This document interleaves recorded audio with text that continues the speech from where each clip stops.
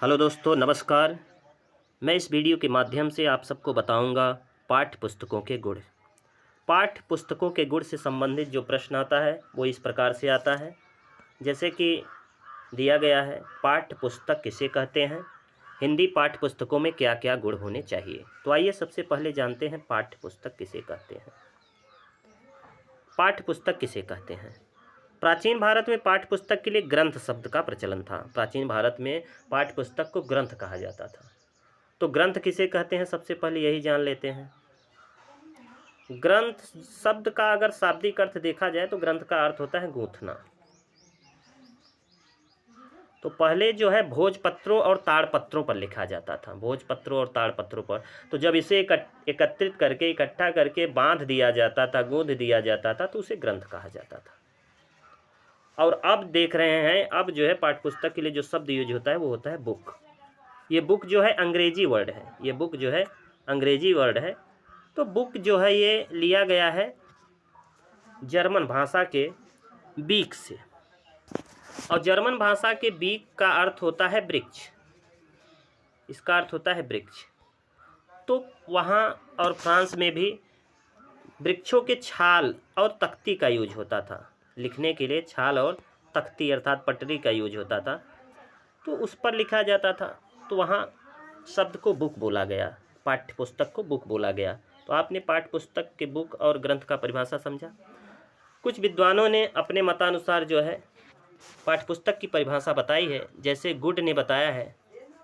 Good के अनुसार एक निश्चित पाठ्यक्रम के अध्ययन के प्रमुख साधन के रूप में एक निश्चित शैक्षिक स्तर पर प्रयुक्त करने के लिए एक निश्चित भाषा पर व्यवस्थित ढंग से लिखी हुई पुस्तक पाठ्य पुस्तक है। वहीं पर क्रोनबैंक हैं, क्रोनबैंक ने कहा कि पुस्तक प्रायः अप्रौढ़ छात्र के लिए लिखी जाती है। बहुत ही छोटे इन्होंने जो है परिभाषा में लिख दिया है कि पुस्तक प्रायः अप्रौढ़ छात्र के लिए की जाती है। अर्थात पुस्तक अप्रौढ़ मतलब छात्र जो बड़े नहीं होते, छोटे होते, उनके लिए लिखी जाती है। ये किसने कहा? क्रोनबैंक ने कहा है। तो आइए अब देखते हैं पाठ्य पुस्तक के गुण। पाठ्य पुस्तक के गुण कौन कौन से होते हैं? प्रमुखतः पाठ्य पुस्तक के दो गुण होते हैं, एक होते हैं आभ्यंतरिक और दूसरा होता है बाह्य। आभ्यंतरिक और बाह्य। तो आभ्यंतरिक गुण पुस्तक के वे भीतरी गुण है जो उसकी भाषा शैली, पाठ्य विषय आदि की दृष्टि से होते हैं। बाह्य गुण पुस्तक का आवरण, मुद्रण, साज सज्जा आदि आते हैं। आभ्यंतरिक का अर्थ यही समझ लीजिए कि जो पुस्तक के अंदर हैं, भाषा शैली जो लिखे गए हैं, जो सब्जेक्ट हैं पुस्तक के अंदर, वो क्या है? वो आभ्यंतरिक है। और वह क्या है? पुस्तक के आवरण जो है, उसका जो पेज है, पन्ना है, ठीक है, वो सब बाह्य गुण है। ये तो मुख्य गुण था, लेकिन अब कई गुण इसके प्रमुख गुण होते हैं, तो उसको जानेंगे कौन कौन से गुण होते हैं या कौन कौन से गुण होने चाहिए पाठ्य पुस्तक के। तो मैंने यहाँ पर लगभग 10 गुणों का वर्णन किया है। तो आइए देखते हैं इनमें बारी बारी से कौन कौन से गुण हैं। पहला है सोद्देश्यता। पहला गुण है सोद्देश्यता। अब देखते हैं सोद्देश्यता का क्या मतलब होता है। सोद्देश्यता का अर्थ होता है प्रत्येक पाठ्य पुस्तक की रचना कुछ उद्देश्यों को ध्यान में रखकर की जानी चाहिए। पुस्तक में इन उद्देश्यों को पूरा करने की प्रेरणा विद्यमान होनी चाहिए। प्रत्येक पाठ्य पुस्तक की रचना किसी उद्देश्य को ध्यान में रखकर की जानी चाहिए। सोद्देश्यता का यही तात्पर्य है। दूसरा है उपयुक्तता। मनोवैज्ञानिक दृष्टि से मानव व्यक्तित्व के विकास की कई अवस्थाएं हैं, जैसे बाल्यावस्था, किशोरावस्था, प्रौढ़ावस्था। इन अवस्थाओं की सामान्य प्रवृत्तियों के अनुकूल विषयों पर आधारित पाठ उपयुक्त होते हैं।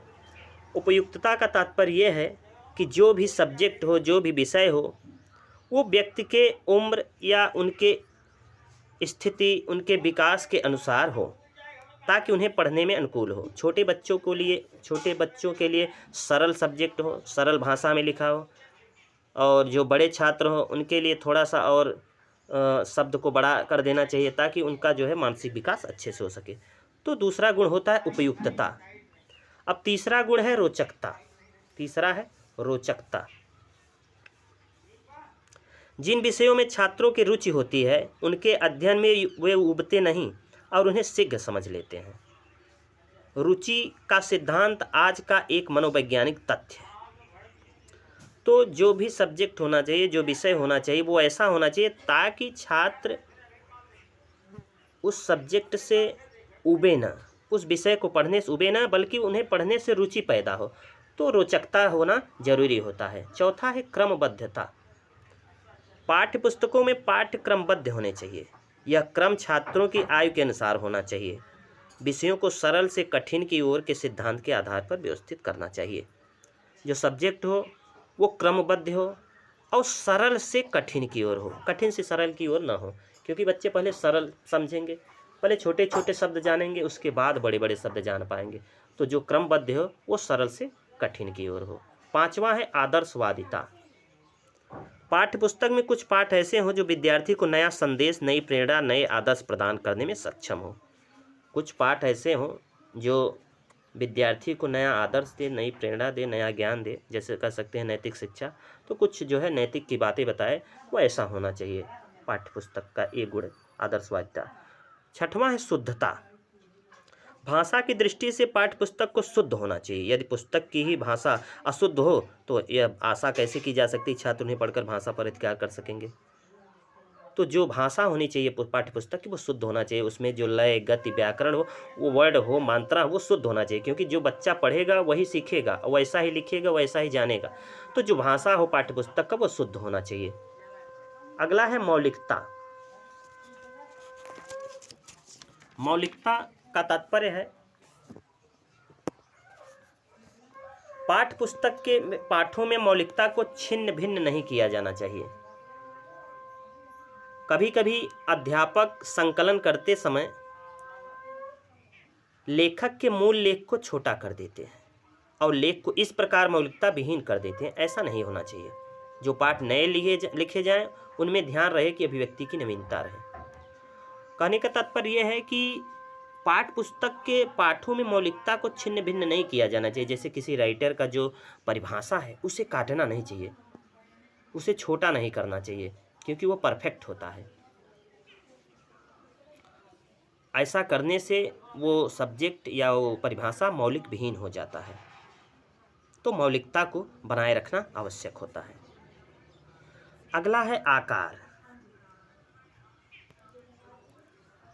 8वां नंबर है आकार। पाठ्य पुस्तक में पाठों का आकार बहुत छोटा या बड़ा न रहे। इस प्रकार संपूर्ण पुस्तक का आकार भी न बहुत छोटा रहे न बड़ा। छोटी कक्षाओं में पृष्ठ संख्या कम रहे और बड़ी संख्याओं में संख्या धीरे धीरे बढ़ती जाए। कहने का तात्पर्य यह है कि पाठ्य पुस्तक जो हो वो बहुत ज़्यादा बड़ा न हो, न ही छोटा हो। अगर छोटे कक्षा के बच्चे हैं तो उनके पाठ्य पुस्तकों की संख्या, उनके पेज की संख्या, उनके जो बुक है वो पतले हों, उनके पेजों की संख्या, लेसन की संख्या कम हो। जैसे जैसे छात्र बढ़ते जाए वैसे वैसे पेज, लेसन ये सब बढ़ाते जाए। तो इसका आकार जो है बच्चों के उम्र और उनकी पाठ्यचर्या के हिसाब से होनी चाहिए। अगला है कागज मुद्रण चित्रण। ये अलग अलग भी लिख सकते हैं, मैंने एक ही में लिख दिया है क्योंकि कागज मुद्रण चित्रण। कागज बहुत पतला ना हो कि एक बार पढ़ने पर जो है वो फट जाए, और ऐसा ना हो कि जिसकी चमक आँखों पर पड़े। बहुत पुराना नहीं होना चाहिए, साफ सुथरा होना चाहिए कागज। मुद्रण का मतलब होता है छपाई। जो पुस्तक की छपाई हो वो शुद्ध होनी चाहिए। अक्षर बहुत छोटे ना हो कि दिखाई न पड़े, अक्षर ठीक ठाक हो ताकि बच्चे अच्छे से देख लें। उसमें सफाई होनी चाहिए।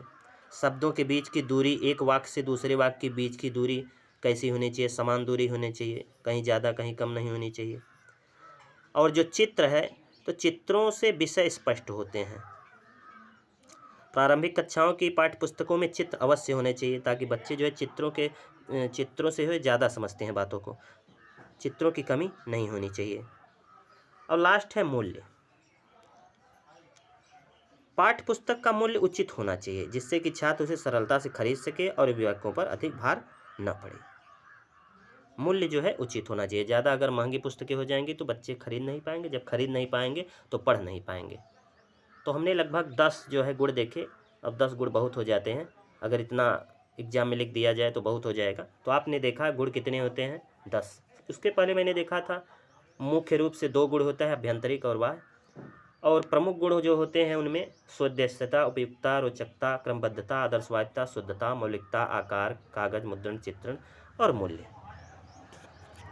तो अगर ये वीडियो आपको अच्छा लगा हो तो लाइक करें, शेयर और सब्सक्राइब करें। वीडियो देखने के लिए धन्यवाद।